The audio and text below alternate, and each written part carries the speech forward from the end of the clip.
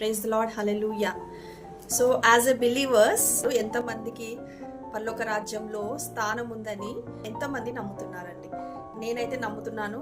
నా స్థానం పరలోక రాజ్యంలో ఫిక్స్ అయిపోయిందని, నాకు ఒక స్థానము పరలోకం రాజ్యంలో ఇవ్వబడిందని నేను నమ్ముతున్నాను.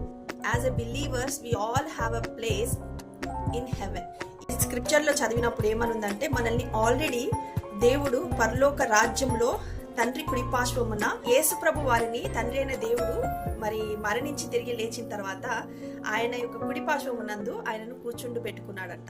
సో ఆయనతో కూడా నీకు నాకు స్థానం అనుగ్రహింపబడింది.